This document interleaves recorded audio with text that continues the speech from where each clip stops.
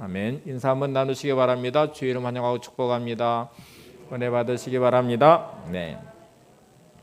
한 해 동안 열심히 살아오신 여러분들을 위로합니다. 그리고 12월 첫째 주를 맞이했는데 아마 많이 힘드신 분들 계셨고 경제적으로도 요즘 힘들고 어렵고 또 환경적으로도 많이 어려우신데 이렇게 한번 다시 인사해 보시기 바랍니다. 수고 많으셨습니다. 힘내시기 바랍니다. 네.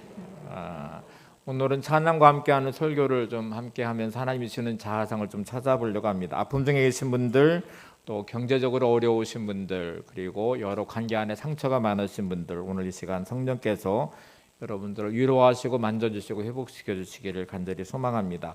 위로성을 함께 부를 텐데 가사를 제가 한번 읽어드려보고 부를게요. 당신 힘들다는 걸 알아요. 아픔이 너무 많다는 것도 위로하길 원해요. 감싸주고 싶어요. 당신은 하나님의 사람인 것을 내가 알 수 없는 그대 깊은 마음속까지 당신을 지으신 하나님은 알고 계셔요. 위로하길 원해요. 감싸주고 싶어요. 당신은 하나님의 사람. 서로 위로해 주시고 시간 성령께서 여러분을 만져주시고 회복시켜 주시기를 소망합니다.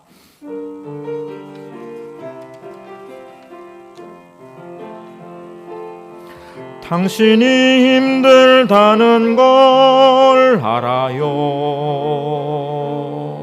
아픔이 너무 많다는 것도 위로하길 원해요. 감싸주고 싶어요. 당신은 하나님의 사람인 것을 내가 알 수 없는 그대 깊은 마음속까지 당신을 지으신 하나님은 알고 계셔요. 위로하길 원해요. 감싸주고 싶어요. 당신은 하나님의 사람. 당신이 힘들다는 걸 당신이 힘들다는 걸 알아요. 아픔이 너무 많다는 것도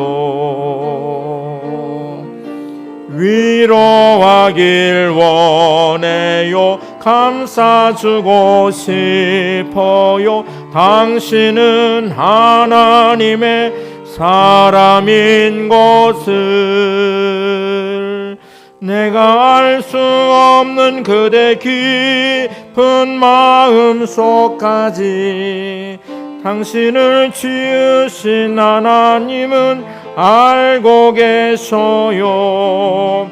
위로하길 원해요. 감싸주고 싶어요. 당신은 하나님의 사람. 인간에 대한 평가는 어떤 평가가 있을까요? 또 여러분 각자가 나는 어떤 사람이야 하고 인식하는 여러분의 자아상이라든지 누가 여러분을 평가할 때의 평가는 아마 이렇게 평가할 수 있습니다. 저 사람은 참 돈이 많은 부자야. 저 사람은 참 똑똑한 사람 같아. 저 사람은 지혜가 있네. 또 어떤 분들은 저 사람은 키가 좀 크고 잘생긴 것 같아. 이제 이렇게 저렇게 평가를 하겠죠. 그런데 우리가 공통적으로 내릴 수 있는 평가는 인간은 일단 약하다는 것입니다. 겉으로 볼 때는 강한 듯 보여도 그 마음속에는 한없이 나약함이라는 게 존재하고 있죠. 인간이란 존재는 참 나약한 존재구나. 우리가 영웅이라고 말하는 아주 힘이 센 또는 위대한 업적을 남겼던 큰 제국을 이루었던 사람들을 불어 영웅이라고 말하거든. 그들은 우리와 다른 어떤 대단한 힘을 가진 존재라고 여기는데 그 중에 하나가 우리가 나폴레옹을 생각해 보시면 나폴레옹은 프랑스라는 나라를 제국을 만들었죠. 주변의 나라들을 다 정복했던 사람이고 나의 사전에 불가능이 없다는 말을 할 만큼 그는 초인적인 어떤 힘을 발휘했던 사람처럼 보입니다. 근데 놀랍게도 나폴레옹은 키가 아주 작았던 사람이고 군대를 지원했다가 탈락했던 사람인데 이제 전쟁이 일어나면서 그는 군대에 들어가게 되고 승승장구하면서 장군도 됐고 프랑스의 황제가 되어서 제국을 만들어냈습니다. 근데 여러분 그렇게 초인적인 힘을 가졌던 나폴레옹도 집에 들어오면 한없이 자신이 외롭고 고독하고 자신의 나약함과 무능함이 느껴져서 조세핀이 아내거든요. 조세핀의 무릎에 머리를 파묻고 펑펑 울면서 통곡하는 일들이 많았다고 그래요.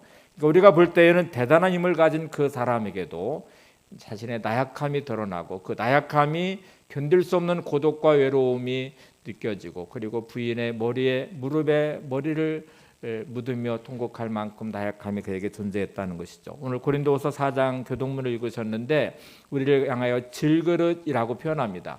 우리 인생은 질그릇 같은 나약함이 있죠. 질그릇은 던지면 깨지잖아요. 때로는 건강했던 또 어떤 사람에게도 질병이 찾아올 때에 한순간에 몸도 무너지게 되고요. 마음의 의지가 강했던 어떤 사람도 마음의 상처를 입으면서 환경에 절망하면서 한순간에 무너지는 경우도 많고 이런저런 인간의 나약함이 질그릇같이 깨어져 버리는 인생의 시간들을 많이 보낼 수 있습니다. 미국 의회 도서관의 한 사서가 파란색 박스 하나를 공개하게 됐는데 그 표지판에는 이렇게 박스 안에는 이렇게 쓰여져 있었습니다. 1985년 4월 14일 밤 대통령의 소지품. 1865년 4월 14일은 링컨 대통령이 암살당한 날입니다. 그러니까 이 박스 안에는 링컨 대통령이 마지막 암살당할 때 그가 소지했던 소지품이 이 박스 안에 들어있다는 말이죠. 많은 사람들이 관심을 가지고 기자들이 초미의 관심을 가지고 그 박스 안에 도대체 링컨 대통령의 마지막 죽음에 암살당할 때에 그는 어떤 것을 소지하고 있었을까? 화면에도 떠 있는 것처럼 링컨 대통령의 소지품에는 이름이 적혀져 있는 손수건 하나, 시골 소년의 펜라이프 하나, 실로 고쳐놓은 안경집 하나, 오브리 든 지갑 하나, 그리고 좀 특이한 거는 낡아 빠진 신문 기사들 몇 장이었습니다. 그러니까 링컨 대통령은 그 신문의 기사 몇 개를 오려가지고 몸에 지니고 다녔는데 그게 얼마나 읽어봤는지 그 신문이 이렇게 낡아 버렸다는 말이에요. 그 기사는 이런 기사, 그 기사 중 하나가 이런 기사가 실려 있었습니다. 아브라함 링컨은 모든 시대의 가장 위대한 사람들 중에 한 사람이다. 지금 모든 세계 사람들은, 미국 사람들은 가장 존경하는 위대한 대통령이 링컨이라고 다 말합니다. 그가 행한 업적이라든지 그의 의지라든지 초등학교도 못 나온 그가 변호사가 됐고 7.8kg 계속 떨어지면서 도전해서 대통령까지 된 전지적 인물이니까 그를 다 존경하고 노예 해방이라는 남북 전쟁을 통해서 해방을 이루었으니까 존경하죠. 근데 이 당시 1860년대에 링컨 대통령은 적이 많았습니다.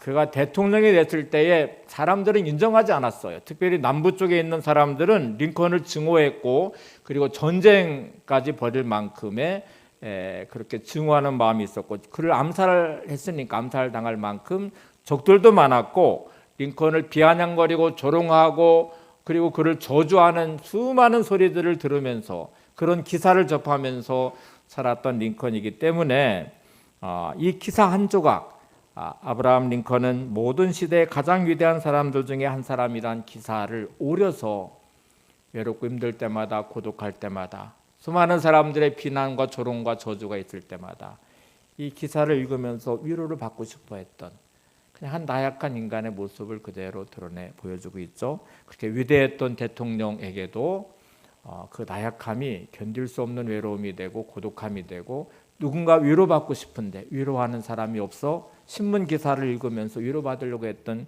링컨 대통령의 아픔도 그 안에 묻어 있습니다. 여러분 우리는 세상 살아가면서 비춰지는 내 자아상이 참 초라하게 만들죠. 부자들 앞에 설 때는 가난한 내가 참 초라하고 똑똑한 사람들 앞에 서면 무식한 내가 초라해 보이고 많이 배운 사람 앞에 서면 배우지 못한 내가 또 키가 큰 사람 앞에 서면 키 작은 내가 잘생긴 사람 앞에 서면 못생긴다. 이렇게 비춰지는 자아상은 나를 참 초라하고 비참하게 만들어요. 근데 여러분 이게 진짜 내 모습일까 하고 생각해 보시면 우리는 그게 아니라는 것을 금방 알 수 있습니다. 하나님 우리를 창조하신 창조자이시고 그 창조하신 하나님이 나를 어떻게 보느냐가 진짜 나의 모습이거든요. 나의 진짜 모습은 말씀의 거울 앞에 비춰보셔야 되고요. 하나님 말씀하시는 그 말씀에 하시는 그 말씀이 나를 확인해 보셔야 됩니다. 오늘 본 본문이 하나님 우리를 향한 하나님의 말씀이고 우리가 말씀에 비춰진 내 자아상의 모습이어야 됩니다. 스바냐 3장 17절을 한번 같이 보시죠.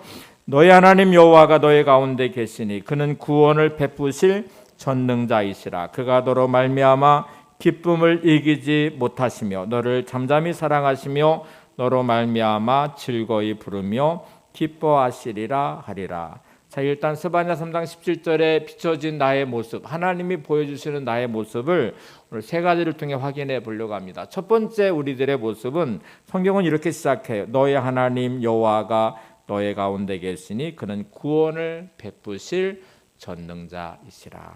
지금 우리의 첫 번째 모습은 하나님이 나와 함께 하신다는 말씀이에요. 그리고 그 하나님은 나의 구원을 베푸실 전능하신 하나님이시라고 지금 말씀하잖아요. 우리가 살아가는 삶의 현실 앞에 우리는 내가 참 초라하게 느껴질 때가 많아요. 그래서 누군가 힘들어할 때 이렇게 위로를 하면 내게 희망이 정말 있나요? 내가 위로하시는데 제 3자니까 그러시는 거죠. 내 입장에서 보시면 내가 정말 힘들고 어렵고 절망적이에요. 너에게는 희망이 없어요. 이렇게 말하실 수 있는 분들이 많이 계실 거예요. 근데 이 환경이라는 게, 문제라는 게, 관계라는 것이 나를 정말 비참하게 만들고 힘들게 만들고, 그래서 희망이 없어 보이는 내 초라한 내 자아상이 확인되는 자리이잖아요. 근데 오늘 말씀은 하나님은 나와 함께 하신다고 말씀하시고 힘내시라고 말씀하죠. 그리고 그 하나님, 함께 하신 하나님은 구원을 베푸실 전능자라고 말합니다. 자, 이제 부모와 아이를 한번 비교해 볼게요. 아이는 무능하고 무지하고 연약해서 혼자 절대로 살 수 없습니다. 근데 어느 날 아이가 나는 참 초라하고 비참해. 나는 할 수 있는 것도 별로 없고 돈도 못 벌고 나 혼자 어떻게 먹고 살아? 이렇게 이제 그 자기의 초라함을 확인을 했어요. 그래서 이 아이가 이제 가출을 해가지고 혼자 막 신음하면서 씨름하면서 막 고통 가운데 살아가는 아이를 생각해 보시면 맞죠? 아이는 연약하죠. 무능하죠. 그 아이 혼자 살 수 있는 힘은 없죠. 근데 여러분, 아이가 살 수 있는 길은 딱 하나 있어요. 엄마 아빠와 자신의 인생을 연결하면 되거든요. 자신의 연약함과 무능함으로 넘어지지 않고 엄마 아빠를 찾아가서, 만약 엄마 아빠가 부자고 능력이 있고 힘 있는 만큼 그 아이는 그 혜택을 누리게 되거든요. 그래서 문제 있을 때마다 엄마 아빠 도와주세요 이렇게 말을 하고 저와 함께 해주세요 라고 말하면 아이의 무능함과 연약함은 다 그 안에서 채워지게 되겠죠. 하나님이 그렇다는 말씀이에요. 하나님은 우리 인생을 향해서 내가 너와 함께 할 거야. 너의 인생 가운데 내가 있을 거야. 너의 삶의 가장 비참한 순간에 내가 그곳에 있을 것이고 내가 초라한 그 자리에도 나는 너와 함께 할 것인데 나는 너에게 구원을 베풀 전능자야. 이렇게 오늘 말씀하시니까 그 하나님은 전능하신 하나님이시고 나에게 구원을 베푸실 전능자이시라는 말씀이죠. 자, 그러면 내 생활은 그런데 왜 이렇게 비참하고 초라해요? 나는 왜 이렇게 실패했어요? 나는 왜 이렇게 고통스러워요? 라고 물으시면 사랑하는 것하고요 고통과 고난은 다르지 않습니다. 자, 독수리가 이제 새끼를 훈련시키는 방식을 생각해 볼까요? 새끼는 반드시 날아서 날갯짓을 통해서 성장을 해야 돼요. 그리고 그 성장해서 이제 새들의 왕이 돼서 사냥도 할 수 있어야 되고 높이 날고 그 대기의 이 기운 이제 기류도 이용할 줄 아는 힘도 길러야 되거든요. 그러면 어떻게 훈련하는지를 보시면 어미는 새끼를 모질게 둥지에서 밀어내 버립니다. 포근한 둥지 안에 새끼는 거기에 머물러 있으려고 할 거예요. 그 연약함 그대로 부모의 보호를 받으려고 하는데 독수리는 때가 되면 어느 순간부터 매몰차게 새끼를 둥지 밖으로 몰아냅니다. 청길 낭떠러지로 떨어져요. 수직 낙하를 하겠죠. 날갯짓을 할 수 없는 독수리 새끼는 추락하겠지만 어미는 계속 그 새끼를 지켜볼 것이고 놔뒀다가 어느 때 다시 물어서 올릴까요? 땅에 떨어지기 직전이겠죠. 이 과정을 반복하면서 새끼는 날갯짓을 배울 것이고 기류를 이용하는 방식을 배울 것이고 사냥하는 법도 배울 것이고 그 새들의 왕의 자리로 올라가게 될 것입니다. 하나님은 저와 여러분이 이 땅에서 승리자가 되기를 원하세요. 우리 인생이 세상을 이겨내는 믿음의 사람이 되기를 원하세요. 그래서 때로는 광야의 시간에 고통과 고난의 시간에 우리의 인생을 내모는 듯 보이지만 잊지 마시기 바랍니다. 하나님은 그곳에 함께 하십니다. 우리를 지켜보고 계실 것이고 우리를 구원해내실 것이고 우리를 도우실 전능하신 하나님이십니다. 스바냐라는 선지자가 지금 전하는 말씀인데 스바냐는 뜻이 이런 뜻이에요. 하나님이 안아주신다, 감싸주신다, 지켜주신다, 보호하신다. 스바냐는 선지자 이름 자체 안에 하나님이 안아주시고 감싸주시고 보호하시고 지켜주신다는 의미를 담아서 우리에게 지금 말씀을 주시는 것이죠. 하나님 우리를 안아주시고 감싸주시고 지켜주시고 보호하시는 하나님이십니다. 여러분 힘들고 어려우실 때마다 주의 품 안에 거하시기를 바랍니다. 그리고 믿음 안에 주님과 함께 동행하는 멋진 믿음의 여행을 시작하시기 바랍니다. 그리고 나를 도우시는 하나님, 그 하나님 오늘도 나와 함께 하시며 나를 지켜주시고 보호하시며 나를 구원하실 전능하신 하나님이십니다. 우리 두 번째 찬양이 왜 슬퍼하느냐는 찬양인데 제가 가사를 한번 읽어드려 볼게요. 왜 슬퍼하느냐, 왜 걱정하느냐, 무엇을 두려워하느냐, 아무 염려 말아라. 큰 어려움에도 큰 아픔 있어도 이젠 아무 걱정하지 마. 내가 널 붙들어 주리. 내가 너와 항상 함께 하리라. 내가 너를 지키리라. 실망치 말고 나를 보아라. 나는 너의 하나님이라. 오늘 나와 함께 하신 하나님을 확신하고 믿음으로 찬양하시기 바랍니다.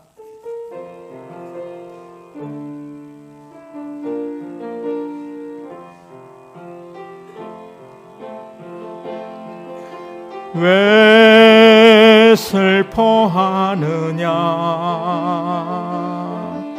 왜 걱정하느냐,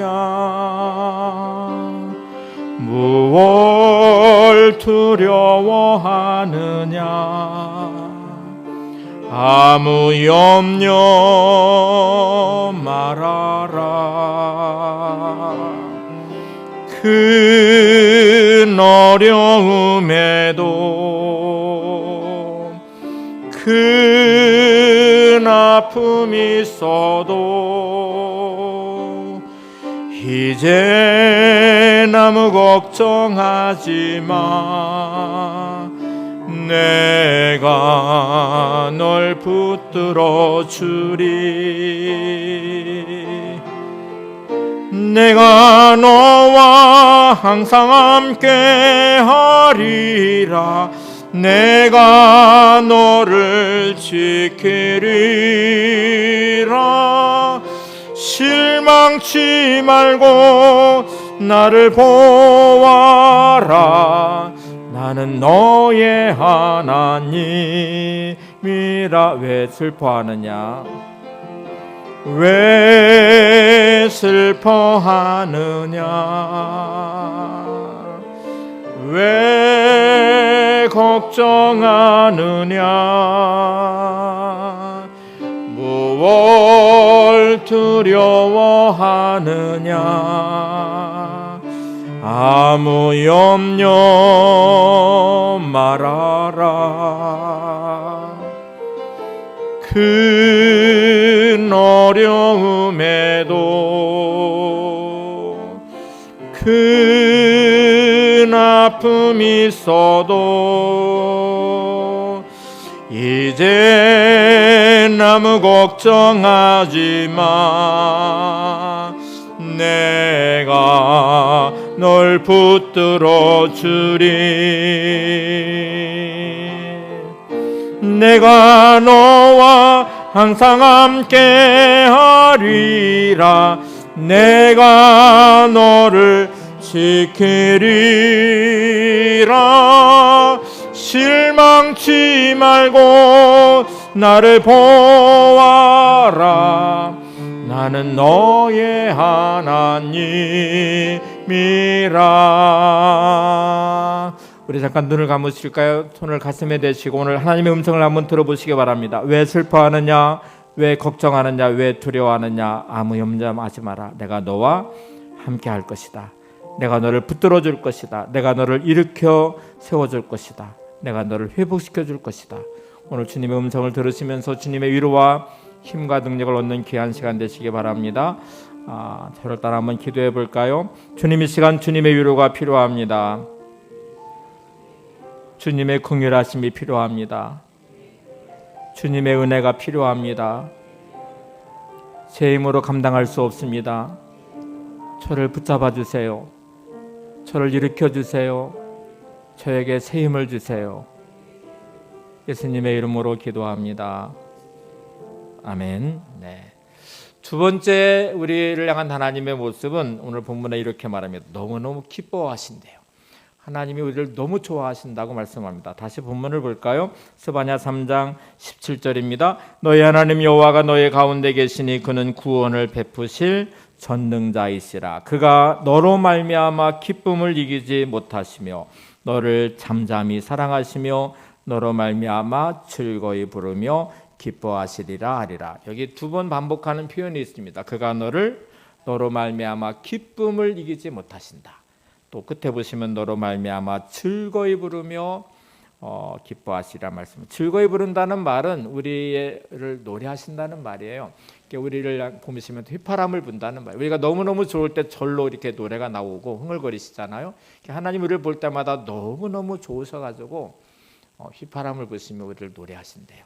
그리고 위에 보시면 너로 말미암아 기쁨을 이기지 못하시며, 하나님은 우리를 향해 너는 내 기쁨의 존재야, 내가 너를 얼마나 좋아하는지 아냐? 이렇게 물으시면서 이 감정을 언제 느끼실 수 있으시냐면, 여러분 자녀를 낳으시고 나서 아이가 막 너무너무 사랑스럽고 예쁠 때의 감정, 손주를 보셨을 때 막 너무너무 사랑스럽고 예쁠 때 이런 표현을 쓰거든요.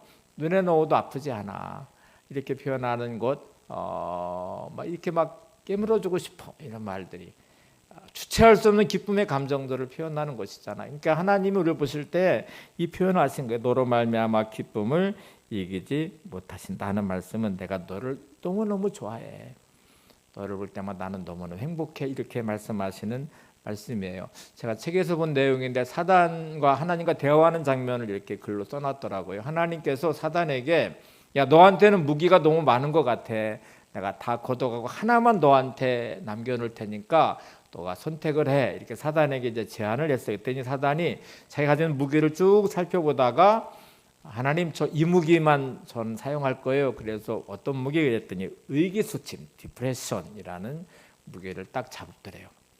의기소침이라는 무기예요. 의기소침의 사전적 의미는 정서적 침체 또는 의욕 상실입니다. 어떤 사람이 잘 가다가 순식간에 의기소침하고 정서적 침체가 다가오면 인생을 비관하고 절망합니다. 멀쩡하게 잘 지내다가 한순간에 낙심하고 절망하는 사람들이 있습니다. 사단이 쓴 무기에 걸려들었다는 말이죠. 우리가 수요일날 관계 부분을 계속 점검하면서 사단이 쓰는 가장 무서운 무기는 실족함이라는 말씀을 드렸어요. 덫을 딱 놓는데 환경에서든 관계에서든 사람이 실망하고 실족하는 순간부터 인생의 모든 것들의 희망을 놔버려요. 그러니까 가장 무서운 자리가 의기소침과 실족함의 자리거든요. 사단은 아무리 성공적인 사람에게도 순식간에 의기소침, 디프레션의 자리로 몰아넣어서 인생을 비관하게 만듭니다. 멀쩡하게 잘 지내다가 순식간에 그냥 우울감에 빠지든지 절망하든지. 그렇게 인기가 많은 연예인들이 왜 순식간에 자살을 할까요? 그 많은 돈이 많은 부자가 어느 순간에 무너지는 것도 다 의기소침의 덫에 걸렸기 때문이거든요. 근데 여러분, 사단은 우리 인생을 절망하게 만들고 의기소침하게 만들고 실족하게 만들고 시험 들게 만들고, 그래서 우리 인생을 무너뜨리는 게 목적입니다. 그게 사단의 목적이고 하나님과의 사랑을 차단시키는 것이고 하나님과 관계를 단절시키는 게 사단의 목적이니까, 지금 나는 덫에 걸린 것 같아, 내 인생이 순식간에 정서적 침체하는 의기소침에 내가 빠진 것 같아, 내가 실족함에 시험에 빠진 것 같아, 이렇게 생각하시면 틀림없이 여러분은 사단의 덫에 걸린 것이죠. 하나님을 만나시면 하나님은 우리의 인생에 새 힘을 주실 것입니다. 우리를 위로하시고 격려하시고 우리를 일으켜 세우실 것입니다.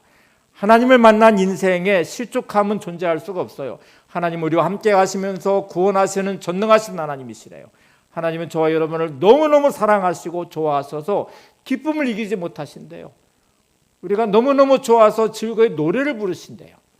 그런 하나님이 우리 인생을 저주할 리가 없거든요. 그런 하나님 우리 인생을 비참하게 내버려 두지 않으실 거거든요. 그래서 그 하나님을 만나면 우리는 새 힘을 얻게 될 것이고 하나님의 위로와 힘과 능력을 다시 일어서게 될 것입니다. 오늘 그 하나님을 만나는 은혜가 여러분들 안에 있기를 바랍니다. 오늘 본문으로 만든 찬양이 스바냐 3장 17절 찬양의 가사를 한번 읽어드려 볼게요. 너희 하나님 여호와가 너의 가운데 계시니 그는 구원을 베풀 전능자시라. 그가 너로 인하여 기쁨을 이기지 못하시며 너를 잠잠히 사랑하시네. 너희 하나님 여호와가 너를 즐거이 부르며 너희 하나님 여호와가 너를 기뻐하시네. 우리 함께 찬양하시면서 하나님의 귀한 사랑과 은혜를 누리시기를 바랍니다.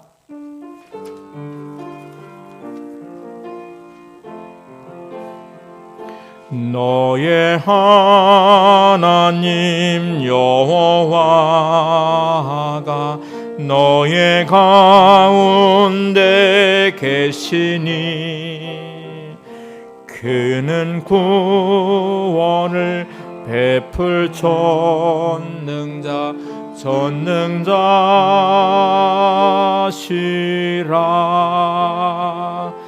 그가 너로 인하여 기쁨을 이기지 못하시며 너를 잠잠히 사랑하시네.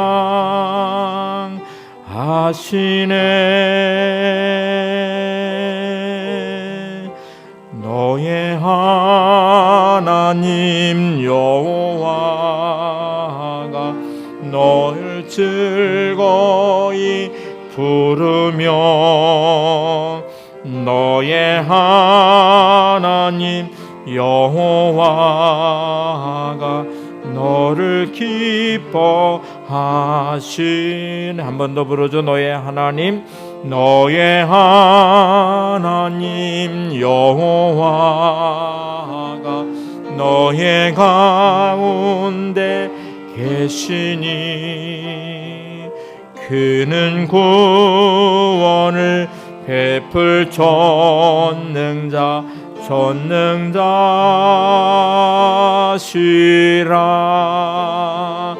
그가 너로 인하여 기쁨을 이기지 못하시며 너를 잠잠히 사랑하시네.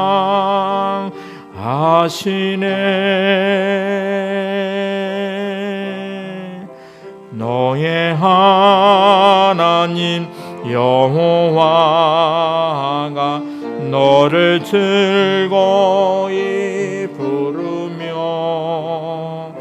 너의 하나님 여호와가 너를 기뻐하시네.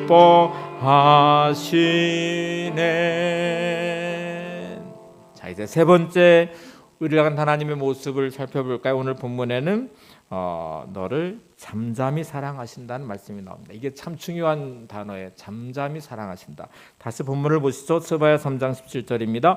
너의 하나님 여호와가 너의 가운데 계시니 그는 구원을 베푸실 전능자시라. 그가 너로 말미암아 기쁨을 이기지 못하시며 너를 잠잠히 사랑하시며 너로 말미암아 즐거이 부르며 기뻐하시리라 하리라.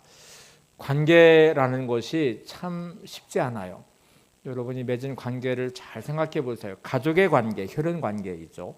부부의 관계, 하나님 짝 주어진 배필이라고 고백하며 만난 부부의 관계, 부모 자녀와의 관계, 또 교회 남은 성도와의 관계, 세상에 나가시면 이런저런 관계들로 맺어진 관계들이 있어요. 근데 그 관계가 잠잠히 사랑하듯이 사랑이 흘러가면 얼마나 좋겠어요.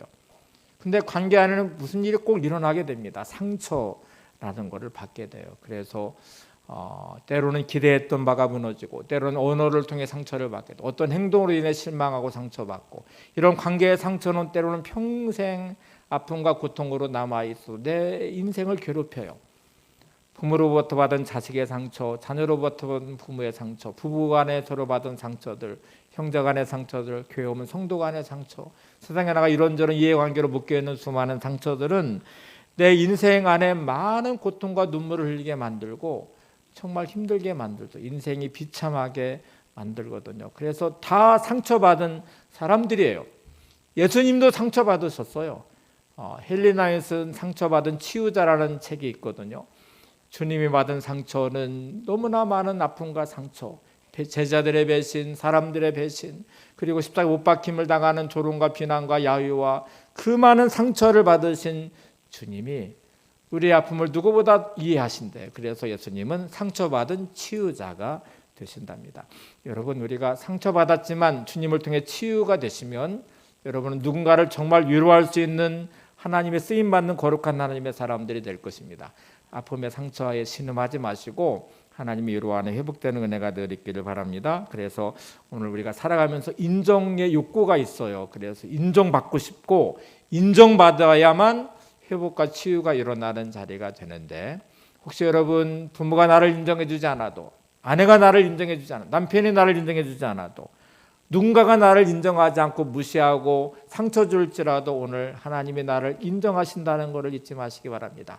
하나님이 나를 사랑하시고 나를 기억하시고 나를 회복시켜 주실 거예요. 그래서 오늘 이 잠잠히 사랑하신다는 이 의미는 사랑으로 새롭게 하신다는 뜻입니다.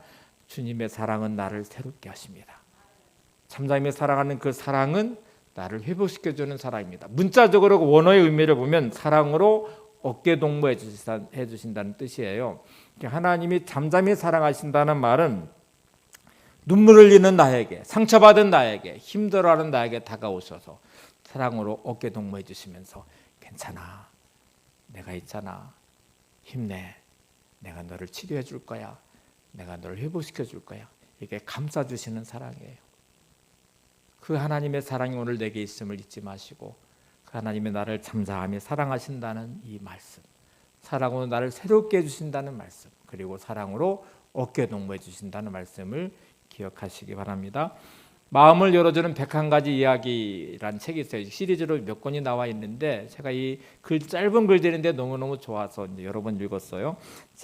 캠필더하고 마크 비터 한센에서 공동으로 쓴 책인데 거기에 달리기 시합이라는 한 대목을 제가 좀 인용해 드리려고 그래요. 이 달리기 시합이라는 책의 처음 시작은 글은 이렇게 시작합니다. 화면을 한번 보시면서 같이 읽으면 좋겠습니다. 그만둬, 포기하라고. 넌 이미 졌어. 사람들이 소리치면서 만류한다. 지금은 모든 것이 내게 불리하게 돌아가고 있어. 이번엔 아무리 해도 성공할 수 없다고. 그래서 내가 실패의 그림자 앞에 고개를 떨구고 어깨가 축 처질 때마다 나는 어릴 때 달리기 시합에 대한 기억으로 다시 기운을 얻곤 한다.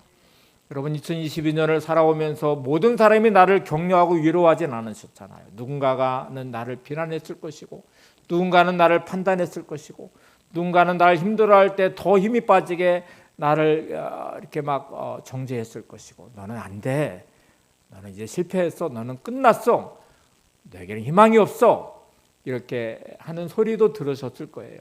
사단은 끝없이 우리를 속삭일 것입니다. 너는 실패자라고, 너는 끝났다고. 그때마다 오늘 이 달리기 시합이라는 이 저자는 자신의 어릴 적 달리기를 기억한다고 말합니다. 그럼 어떤 일이 있었는지를 한번 살펴봐야 되죠.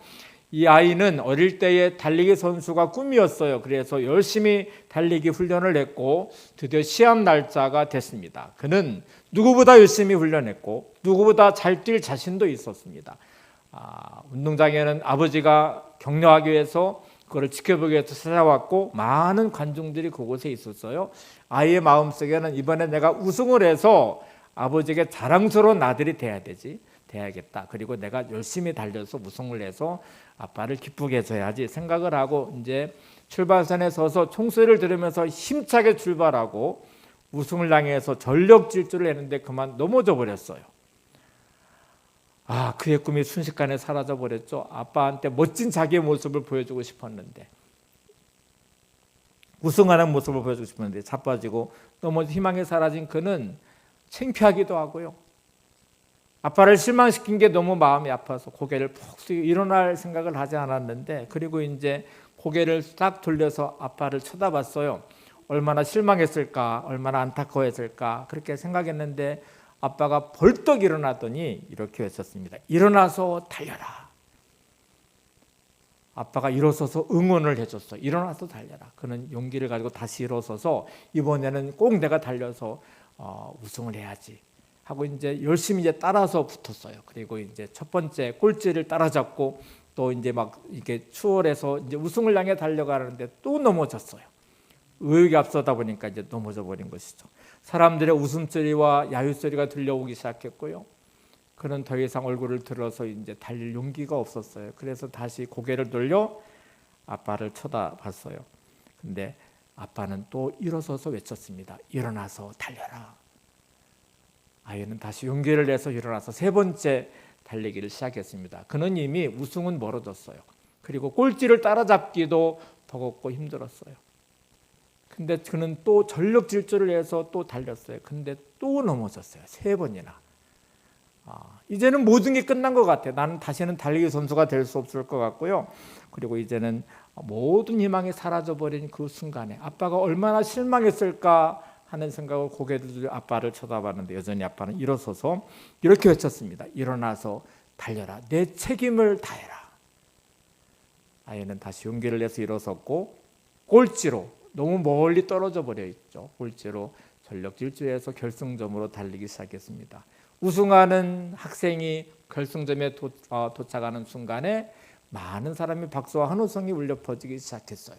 그는 넘어지지도 않았고 우승을 해서 자랑스러운 모습으로 아주 의기양양하게 걸어가기 시작했어요. 자기는 꼴찌로 가장 마지막에 결승점에 돌아왔는데 이상한 일이 벌어졌어요. 모든 관중들이 일어나서 박수를 치며 함성을 지르기 시작했어요. 자기는 꼴찌를 했는데 세 번이나 넘어졌는데 나고자라고 생각했는데 사람들은 그의 의지를 향하여 그의 포기하지 않는 모습에 박수와 응원을 보내기 시작했어요. 아빠를 만났을 때 이렇게 말했습니다. 잘하지 못해서 죄송해요 아빠. 이렇게 말하니까 아빠가 이렇게 대답했어요. 얘야 나한테는 네가 우승자다. 네가 세 번이나 넘어졌지만 포기하지 않고 끝까지 책임을 다한 네가 너무나 자랑스럽단다. 나한테는 네가 우승자란다. 이렇게 말을 해줬어요. 이 글의 마지막 부분 한번 같이 볼까요? 그는 이렇게 말합니다. 불행하고 힘든 시기가 인생에 닥쳐올 때 그것을 견딜 힘조차 없을 때 어릴 때의 기억이 자신의 인생 달리기를 도와준다. 그만 중단해. 포기하라고. 넌 이미 졌어. 사람들은 아직도 내 얼굴에 대고 소리친다. 하지만 내 안에 또 다른 목소리는 말한다. 일어나 어서 달려라. 여러분 모두가 힘든 시간들을 보내고 있습니다. 우리는 누군가와 똑같이 누군가를 판단하고 정죄할 수 있습니다. 누군가와 똑같이 분노하고 화를 낼 수 있습니다. 나를 실망시켰다고 나한테 어떻게 이럴 수 있냐고. 근데 여러분 오늘 이 말씀을 잘 생각해 보세요. 누군가의 손을 잡아줄 수 있는 사람이 된다면, 누군가를 위로해 줄 수 있는 사람이 된다면, 모든 관중들이 야유하는 그 자리에 벌떡 일어나서 달리라고 용기를 주는 아버지와 같이 내가 누군가의 손을 잡아줄 수 있는 사람이 된다면 얼마나 큰 위로와 힘이 되겠어요. 여러분 그 누군가가 없어서 오늘은 우리 안에 혼자 홀로 눈물을 흘리며 신음하기도 합니다. 그 누군가가 없어서 내 인생에 희망을 찾지 못해 절망하기도 합니다. 근데 그런 사람이 없을지라도 기억하시기 바랍니다. 하나님은 여러분의 영원한 응원자이세요. 하나님이 여러분을 사랑하십니다. 여러분을 어깨동무해 주시고 힘주시고 능력을 주실 것입니다. 잠잠히 사랑하시는 하나님 새 힘을 주셔서 일으켜 세워주시고 어깨동무에서 힘을 주시는 하나님 오늘도 나의 격려자 되시고 위로자 되시는 하나님을 잊지 마시기 바랍니다. 제가 이렇게 유튜브를 보다가 요즘 경기가 너무너무 힘들고 어렵다고 다 한숨 쉽잖아요. 내년은 더 어렵다고들 말해요. 주택을 사신 분들이 많이 계시다고 하는데 특별히 청년층들 갭 투자를 하듯이 주택을 샀는데 이거 견디기 어려운 시간들을 보내게 될 거래요. 근데 이분이 마지막에 이런 멘트를 하시더라고요. 다 힘들고 어려운 시간을 보내지만 잘 이겨내시기 바랍니다. 이 사이클은 돌고 도는 것이래요. 주택 경기 힘들고 어려워져서 바닥을 치겠지만 반드시 회복합니다. 그러니까 잘 견디고 이겨내시기 바랍니다. 오늘 저는 이렇게 말씀드리고 싶어요. 여러분 힘드시지만 잘 견디고 이겨내시기 바랍니다. 하나님이 계십니다. 썰물이 되어서 모든 게 빠져나가는 듯 보이지만 반드시 밀물의 때는 옵니다. 인생의 썰물처럼 빠져나갈지라도 하나님이 함께 하시는 그 여러분의 인생의 자리에 하나님의 은혜의 밀물이 밀려와서 여러분 인생 회복될 것이고 승리자의 자리에 서게 될 것입니다. 우리 마지막 회복시켜서 찬양을 부르실 텐데 가사를 한번 읽어드리고 찬양 부를게요. 잃어버린 나의 눈물을 찾게 하소서. 꺼져만 가는 열정을 다시 태우소서. 주님과의 첫사랑을 회복시키소서. 주발 앞에 무릎으로 부르짖게 하소서. 찬양할 때 내 영이 춤추게 하소서. 내 삶으로 주의 영광을 드러내게 하소서. 예배할 때 내 영이 기쁘게 하소서. 내 온몸이 주의 향기로 가득하게 하소서. 회복시키소서. 상한 나의 마음을 주님 앞에 정결하게 일어설 수 있도록 회복시키소서. 지친 나의 모습을 주님 앞에 정결하게 나갈 수 있도록 우리 함께 찬양하고 기도하겠습니다.